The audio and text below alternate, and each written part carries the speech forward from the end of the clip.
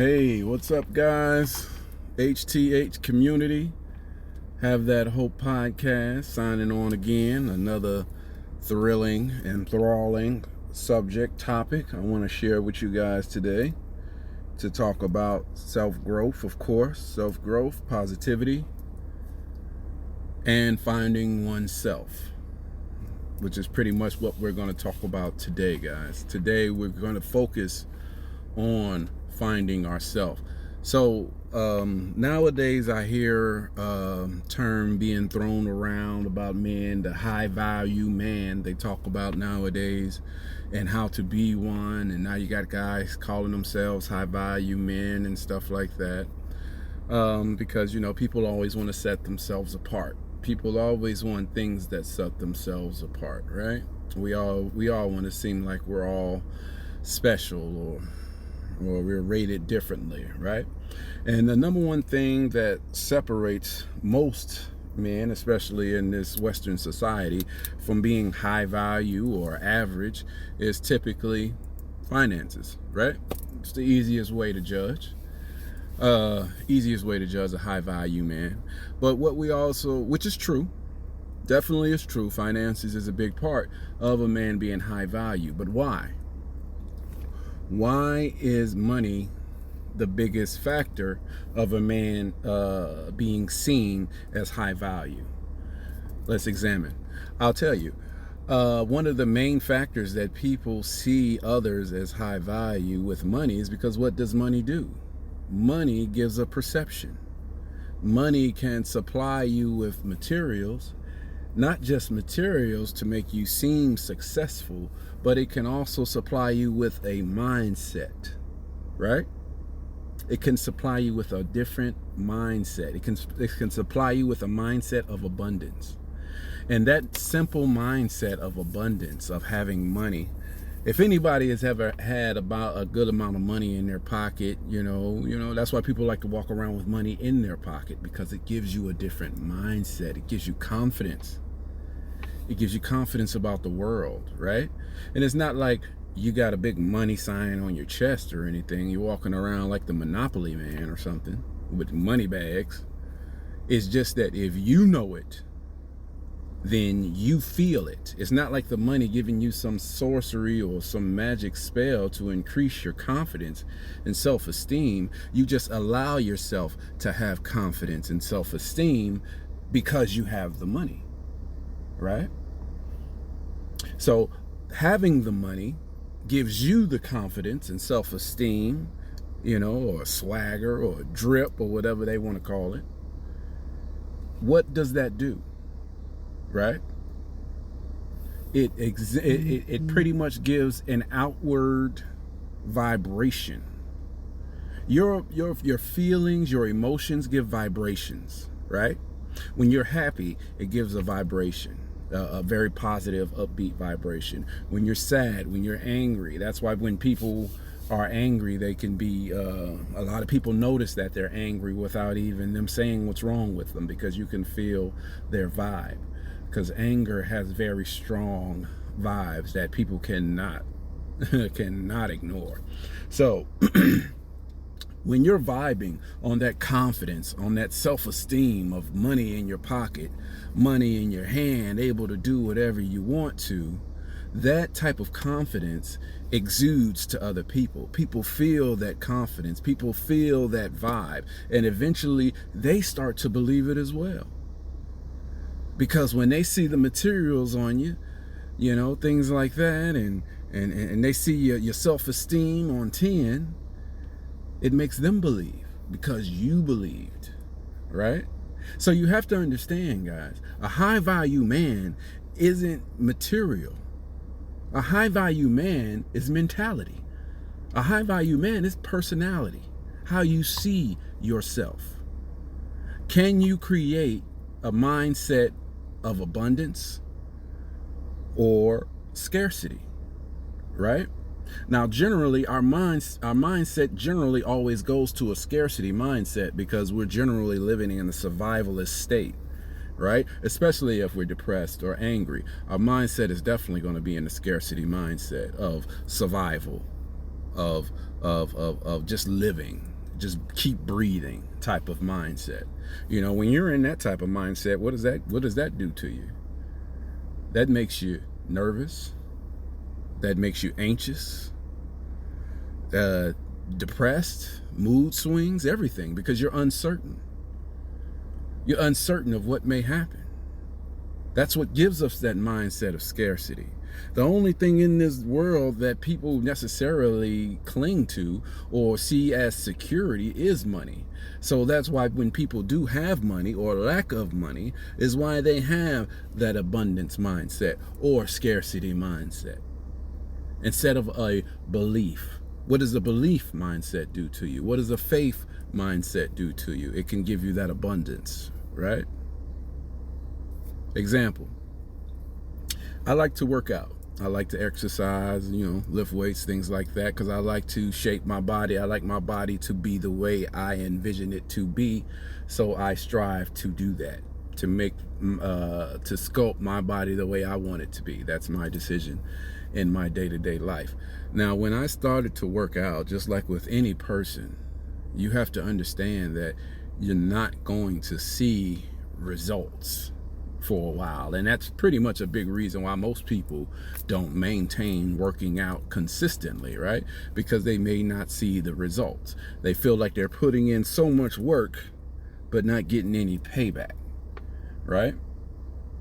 But it doesn't happen. Where do you see results? You see results in the consistency. You have to consistently go to the gym. Not that you have to go to the gym for 10 hours in one day, but you have to go to the gym at least 30 minutes almost each day, right? Sounds simple, right? If I gave someone a task, saying, hey, I want you to work out for 30 minutes every day. Sounds simple enough. But when you put it into practice, it comes down to a person, when they start to do it, you start to do it on a day-to-day basis, your mind tends to ask the question of, why am I doing this? Your mind always asks the question, why are you doing it? And if you can't see an immediate payback, or you can't see a reason why to continue to do something, you become uncertain, right? When you lose your why, if you're in a relationship, people all the time want to know, where is a relationship going? That's why people like to get married nowadays, because people want to have a mind. They don't want to live in the mindset of scarcity, because being in a relationship can put a person in the mindset of scarcity of, oh man, they could leave at any given point. What may happen? What about my future? Can I grow with this person? Do this, that, and the other? What will happen? Will anybody else want me? I got to secure this individual so I can secure my family, right? But you have to understand, and I understand the facets and the institutions and why they're here, and marriage is a good thing. I do believe that. But we all look for things to supply us, to give us the permission to be in an abundance mindset, right? To consider ourselves as men, as high value men, because we realize that we can make a difference in different type of situations. Another thing I want to touch on, when dealing in scarcity, and you're in that mindset of anxiety, you're in that mindset of lacking, what does that do? Just like with abundance, it portrays a vibration to the world, right? The world feels that depressed mood. The world feels that anger. The world feels that anxiety and depression that you're going through, whether it's a fleeting moment or whether it's a consistent emotion that you may have. You're giving that off to the world. So as we try to live our day-to-day life, as we go to work with this scarcity mindset, as we hang out with our friends with this scarcity mindset, as we're in our relationships and we try to have fun in this scarcity mindset, we're not really operating on full balance, I would say. You're not giving yourself the full credit that you should. It's almost like you're operating on 50% power, really. And a lot of us tend to do that because we believe that if I don't have it, I shouldn't feel a certain way. If I don't have money, why would I look like I'm confident? If I don't have materials, or if I can't trick off on people, I can't give myself the freedom to feel happy, the freedom to feel satisfied with myself, the freedom to love myself. You know, we have to understand, guys, we got to break away. We are not what we earn. We are not what we have. You know, we are who we make ourselves up to be on a day-to-day basis. We accumulate just like anything else. We're an accumulation of day-to-day habits. That's who we are. You know, we make a choice every day to build or to break that down. So we have to understand, guys, mindset of abundance versus scarcity. And in analyzing, I want you to analyze your own mindset. What is your mindset in? What did you have a mindset? Now, of course, there's different subjects, there's, you know, different topics that a person may dwell on. You know, their relationship may be going well, so you may have an abundance mindset. You may have a good career, so you feel like you make good decisions. You're able to take care of your family. You have a good abundance of a mindset with that situation. But how do you feel? How would you feel if those things were suddenly taken away? How would you feel analyze yourself and see about the things that you're thinking about that you may have scarcity mindset in? You know, whether that is making money, whether that is finding someone special, or whether that is looking the way you want to by exercising and things, you know, having that lack of motivation. You have to ask yourself, where are you lacking? And then be truthful and honest with yourself, because only when we're truthful and honest and we know where we are is when we can start build upon abundance. Because when we know what we aren't, we know what we are. You feel me?